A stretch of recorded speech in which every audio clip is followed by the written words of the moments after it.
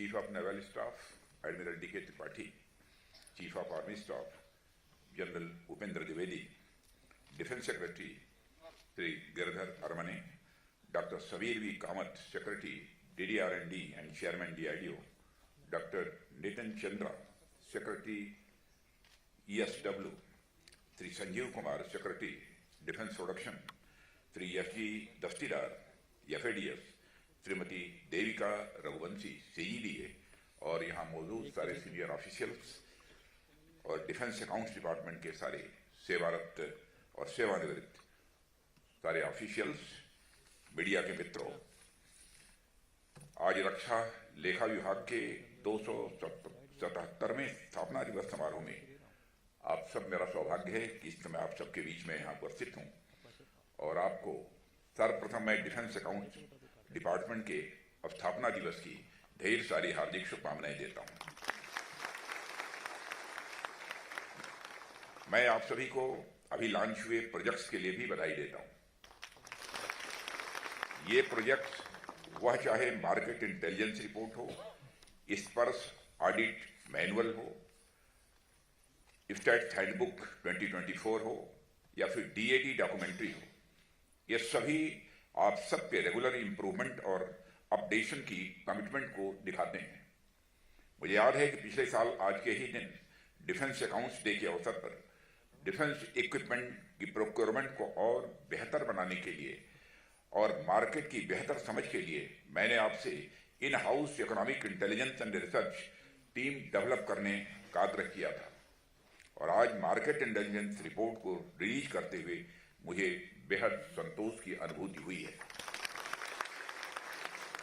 साथियों, आज का दिन डिफेंस अकाउंट्स डिपार्टमेंट की स्थापना के उत्सव का ही केवल दिन नहीं है। आज का दिन आप सबके द्वारा हमारे डिफेंस इकोसिस्टम को मजबूत करने की दिशा में जो प्रयास किया जा रहा है उसको रेखांकित करने वाला भी यह दिन है। साथियों, पिछले कुछ वर्षों से लगातार मैं डिफेंस अकाउंट्स डे के समारोह में आ रहा हूं और हर बार आपकी उम्र में 1 वर्ष का इजाफा भी होता जा रहा है, पर आप जिस तरह से अपने को लगातार अपडेट करते जा रहे हैं, केवल आपकी ही उम्र में इजाफा नहीं हो रहा है, मेरी भी उम्र में इजाफा हो रहा है। पर आप जिस तरह से अपने को लगातार अपडेट करते जा रहे हैं, अपने को नए नए तरीकों और टेक्नोलॉजी से इक्विप करते जा रहे हैं, उसे देखकर कहा जा सकता है कि आपकी उम्र जितनी अधिक होती जा रही है उतने ही आप जवान होते जा रहे हैं। Only 277 years young organization। बदलते समय को ध्यान में रखते हुए जिस प्रकार से आप रिसोर्सेज का ऑप्टिमम यूटिलाइजेशन करने की दिशा में आगे बढ़ रहे हैं, अपनी एफिशिएंसी, ट्रांसपेरेंसी और अपने क्लाइंट्स के ईज ऑफ डूइंग बिजनेस को इंश्योर कर रहे हैं, वो निश्चित रूप से आपके डिसिप्लिन और कमिटमेंट को दर्शाता है। हमारे डिफेंस इकोसिस्टम को मजबूत करने की दिशा में आपका प्रयास तथा टेक्नोलॉजी के एडॉप्शन और एडॉप्टेशन तथा डिफेंस सेक्टर के मॉडर्नाइजेशन के प्रति आप सबकी जो प्रतिबद्धता है, उसके लिए मैं आप सभी की प्रशंसा करता हूं। साथियों, आज जब डिफेंस अकाउंट्स डिपार्टमेंट के स्थापना दिवस के अवसर पर मैं आप सबसे मुखातिब हुआ हूं, तो मैं अपने कुछ अनुभव ही आपसे साझा करूंगा तथा भारत की रक्षा व्यवस्था को और मजबूत बनाने की दिशा में हम सब क्या प्रयास कर सकते हैं, इस दिशा में भी मैं आपसे कुछ बातें करूंगा। मैं अपनी बातचीत की शुरुआत एक प्रसंग से करना चाहता हूं। आप सब में से कुछ लोग ग्रामीण पृष्ठभूमि से भी होंगे। मैं समझता हूं अधिकांश लोग ग्रामीण पृष्ठभूमि के ही इसमें होंगे। कुछ लोग क्या, मुझे लगता है कि अधिकांश लोग, मैं खुद भी एक ग्रामीण पृष्ठभूमि से आता हूं। मैं इस पृष्ठभूमि का जिक्र इसलिए कर रहा हूं क्योंकि आप सब ने बचपन में अपने गांव में वेल्स, कुएं देखे होंगे। मेरे गांव में भी एक कुआं था। अभी कुछ दिन पहले मेरे एक परिचित मुझसे मिले थे और हमारी बातचीत होने लगी, तो हमारी बातचीत के दौरान उस कुएं का जिक्र किया। वह कुआं कितना पुराना है यह किसी को नहीं पता। हमने तो जब से होश संभाला है तब से उसी कुएं के आसपास खेलते हुए हम बड़े हुए। हमारे बचपन के समय उस कुएं से बैल के माध्यम से पानी निकाला जाता है, जिसे रहट बोलते हैं। हमारे गांव में उसे पुर या रहट कहा जाता था, जिसमें बैल कुएं के किनारे किनारे चलते थे और रस्सी से बंधी हुई बाल्टी यानी पानी भर के कुएं से ऊपर आती थी। फिर जैसे जैसे समय बदला, मशीनें आईं, तो उस कुएं में इंजन लगाया जाने लगा। इस बीच कुएं में भी बहुत बदलाव आया। पहले वो कच्चा हुआ करता था, बाद में पक्का बन गया था। अभी कुछ वर्षों पहले तो सबमर्सिबल पंप का जमाना आ गया। मोटर के सहारे कुएं से पानी निकाला जाने लगा। मेरे कहने का मतलब यह है कि आज भले ही वह कुआं अपने पहले स्वरूप में न हो, लेकिन सबमर्सिबल पंप से हम जो पानी निकाल रहे हैं वह कुएं का ही पानी है। इस सच्चाई को भी हमको समझना चाहिए। तो आप देखिए, समय बदल गया, कुएं का स्वरूप बदल गया, लेकिन उसका उद्देश्य एक रहा है और आज भी वह सबको पानी पिला रहा है। मेरे कहने का अर्थ निश्चित रूप से आप समझ पा रहे होंगे कि डिफेंस अकाउंट डिपार्टमेंट भले ही 277 ईयर्स पूरे कर चुका हो, लेकिन इन 3 शताब्दियों में आपके स्वरूप में न जाने कितनी बार बदलाव आया होगा, लेकिन आपका उद्देश्य जो पहले दिन था वही आज भी है। इन 277 ईयर्स में आपका ध्येय यही रहा है कि किस प्रकार डिफेंस अकाउंटिंग में इफिशिएंसी और इकोनॉमी हम ला सकें। साथियों, मैंने अपने इतने लंबे राजनीतिक जीवन में अनेक पदों पर देश की सेवा की है। प्रदेश के मुख्यमंत्री के रूप में या फिर केंद्र सरकार में भी अनेक मंत्रालयों के कार्यभार को मैंने संभाला है। लेकिन मेरा जो वर्तमान मंत्रालय है यह मेरे पास्ट के सभी पोर्टफोलियोज में सबसे अलग है। रक्षा मंत्रालय स्वयं में इतना बड़ा मंत्रालय है कि इसके डिपार्टमेंट तथा तीनों सेनाओं के अलावा Indian coast guard, border roads organisation जैसे अनेक बड़े बड़े संगठन इस मंत्रालय से जुड़े हुए हैं। रक्षा मंत्रालय का मैंडेट और इसकी साइज औरों की अपेक्षा मैंने महसूस किया है सर्वथा अलग है। और आप जानते हैं कि 15 से 16 लाख डिफेंस पर्सनल हमारी आर्म्ड फोर्सेस में कार्यरत हैं। इसके लगभग 2 गुने हमारे पास यंग सर्विसमैन के रूप में पेंशनर्स हैं। साथ ही इस मंत्रालय से जुड़ा एक बहुत बड़ा सिविलियन कंपोनेंट भी है। मैं समझता हूं कुल मिलाकर लगभग 50 लाख के आसपास पर्सनल इस मंत्रालय से जुड़े हुए हैं। और यदि बजट की बात की जाए तो यह भारत का सबसे ज्यादा बजट प्राप्त करने वाला मंत्रालय भी है। जितना बजट रक्षा मंत्रालय को प्राप्त होता है, इतनी तो कई छोटे देशों की जीडीपी भी नहीं होती है। जहां दूसरे मंत्रालयों में कुछ करोड़ों में बात होती है, वहीं रक्षा मंत्रालय में तो हजारों और लाखों करोड़ तक की बातें होती हैं। हजारों की बात तो होती ही नहीं, लाखों की बात होती है। मेरे कहना का अर्थ यह है साथियों कि जब मैंने इस मंत्रालय का कार्यभार संभाला था तो मेरे लिए भी यह बड़ा एक इंटरेस्टिंग सब्जेक्ट था कि आखिर इतने बड़े मंत्रालय की अकाउंटिंग प्रणाली जो है, अकाउंटिंग सिस्टम, यह कैसा होगा, इतने बड़े बजट को कैसे हैंडल किया जाता है। मेरे लिए वास्तव में कौतूहल का विषय था कि आखिर इतने बड़े बजट की अकाउंटिंग आप लोग कैसे करते हैं। लेकिन जैसे जैसे आप लोगों से बातचीत होती गई, आप लोगों से संपर्क बढ़ता गया, आप लोगों के बारे में जानता गया, मुझे आपकी कार्य प्रणाली के बारे में भी पता चलता गया। और मैं ये कह सकता हूं कि यह सिर्फ एक सर्विस नहीं है, बल्कि यह एक तरह का हब है जो कई सारे स्पोक्स को अपने साथ जोड़ता है। आप एक कड़ी की भांति सेना की सारी यूनिट्स और सिविलियन ऑर्गेनाइजेशंस तथा डिफेंस रिलेटेड कई सारे डायमेंशंस को एक साथ जोड़ने का काम करते हैं।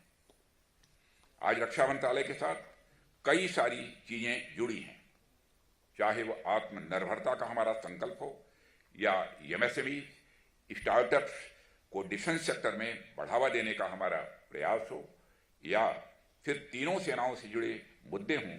जो तमाम बातें भले ही अलग अलग डायमेंशंस की हों, लेकिन ये सारी बातें अल्टीमेटली आपके पास आकर मिल जाती हैं। साथियों, एक कड़ी के रूप में आपकी जो कार्य प्रणाली है वह the devil is in the detail नामक मुहावरे को चरितार्थ करती है। आप फाइनेंशियल प्रपोजल को डिटेल में एनालाइज करके ही उसमें कमियां निकालते हैं, जिसमें डिफेंस रिलेटेड पॉलिसीज और प्रपोजल्स में आवश्यक सुधार हो पाता है। इसलिए मुझे लगता है कि जब तक कोई व्यक्ति एकदम डिटेल में नहीं जाएगा, जब तक कोई व्यक्ति गहराई से आपकी कार्यों का मूल्यांकन नहीं करेगा, तब तक वह आपके महत्व को पहचान नहीं पाएगा। साथियों, डिटेल में जाने के बाद ही पता चलता है कि डिफेंस इकोसिस्टम में आपका स्थान कितना महत्वपूर्ण है। और मुझे देखकर बेहद खुशी होती है कि आप लोग अपने महत्व को स्वीकार कर रहे हैं और समय के अनुसार खुद को लगातार मॉडर्न और टेक्नोलॉजी ओरिएंटेड भी बनाते जा रहे हैं।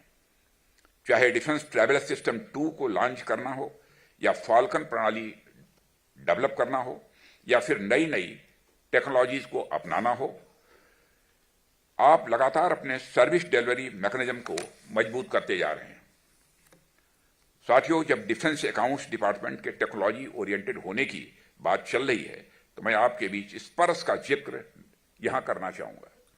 मुझे याद है कि जब स्पर्श पोर्टल की शुरुआत की बातचीत हो रही थी तो उसकी कई मीटिंग्स को तो मैंने खुद भी शेयर किया था। उस दौरान स्पर्श पोर्टल को लेकर कई सारे चैलेंजेस स्वाभाविक रूप से हम सबके सामने थे कि हम कैसे इस पोर्टल के माध्यम से इतने बड़े मैन पावर को मैनुअल से डिजिटल प्लेटफॉर्म पर ट्रांसफर कर पाएंगे, कैसे हमारे एक्स सर्विसमैन इस पोर्टल का लाभ उठा पाएंगे। ऐसी तमाम चिंताएं उस समय हम लोगों के पास थी। कभी कभी खुद मेरे मन में भी यह बात आती थी कि हम जो समाधान खोज रहे हैं यह समाधान कहीं स्वयं में ही एक समस्या न बन जाए, क्योंकि कुछ इधर उधर से जो पेंशनर से उनकी भी कुछ शिकायतें भी बाद में भी प्राप्त होती रही हैं। लेकिन इन तमाम चुनौतियों के बावजूद जिस तरह से आप लोगों ने समय के साथ लगातार ट्रायल एंड एरर मेथड के माध्यम से इसमें सुधार किया और जिस तरह से आप लगातार इसमें आ रही चुनौतियों को टैकल करते गए, उन्हीं का यह नतीजा है कि आज यह पोर्टल सफल रूप से हमारे सामने खड़ा है। अब तक की 32 लाख डिफेंस पेंशनर्स में से 30 लाख पेंशनर्स को सफलतापूर्वक स्पर्श पोर्टल के साथ जोड़ा जा चुका है। और यह कोई छोटी बात नहीं है, बल्कि निश्चित रूप से यह आपकी बहुत बड़ी उपलब्धि है और इसके लिए मैं आप सबको पुनः हार्दिक बधाई देता हूं अपनी तरफ। और मुझे पूरा विश्वास है कि आप यह लगन तथा आपका संकल्प आपकी भविष्य की जो भी परियोजनाएं होंगी, जो भी आपके भविष्य के प्रोजेक्ट्स होंगे, उसमें भी हम सबको देखने को मिलेगा। साथियों, इसके साथ मैं आपसे 1-2 बातें और करना चाहूंगा। आपको याद हो कि पिछली बार जब चिंतन शिविर हुआ था, एक बार हम लोग बैठे थे सभी डिपार्टमेंट्स के लोग, तो उनके डिपार्टमेंट्स ने अपनी निकट भविष्य की योजनाओं को तथा दूरगामी भविष्य की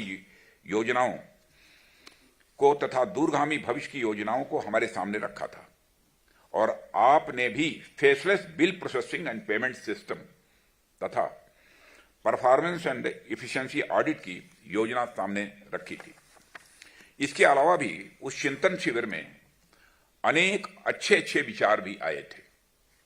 मेरा आपसे यह भी कहना है कि उन विचारों को लेकर कहां तक प्रगति हुई है या फिर उनको लागू करने के लिए कहां आपको परेशानी आ रही है, दोनों बातें मैं कहना चाहूंगा। इस बारे में आप विचार करें और जहां हम सबके सहयोग की जरूरत है, हमारे सारे ऑफिशियल्स हैं, कोई जहां भी जिस प्रकार की सहयोग की आवश्यकता होगी, हम सब सहयोग करने के लिए भी पूरी तरह से कमिटेड हैं। साथियों, डिफेंस के क्षेत्र में हमारे प्रयासों से कई उल्लेखनीय परिवर्तन हो रहे हैं। इस सेक्टर का एक नए तरीके से विकास भी हो रहा है। इस संदर्भ में भी मैं आपसे कुछ बातें कहना चाहूंगा। एक समय था जब हमारे डिफेंस एक्विजिशन मुख्य रूप से इंपोर्ट्स पर डिपेंडेंट थे। हम डिफेंस सेक्टर में एक इंपोर्टर के रूप में देखे जाते थे, हमारा पैसा बाहर जा रहा था। ऐसे में डिफेंस एक्सपेंडिचर का हमारी इकोनॉमी पर पॉजिटिव इंपैक्ट बहुत ही लिमिटेड था। लेकिन अभी स्थिति वैसी नहीं है। अब भारत रक्षा क्षेत्र में आत्मनिर्भरता की ओर तेजी से कदम आगे बढ़ा रहा है। अब हमारी गिनती डिफेंस एक्सपोर्टर्स में होती है। ऐसे में हमारी इकोनॉमी पर डिफेंस एक्सपेंडिचर के इकोनॉमिक इंपैक्ट्स को भी जानने की जरूरत है।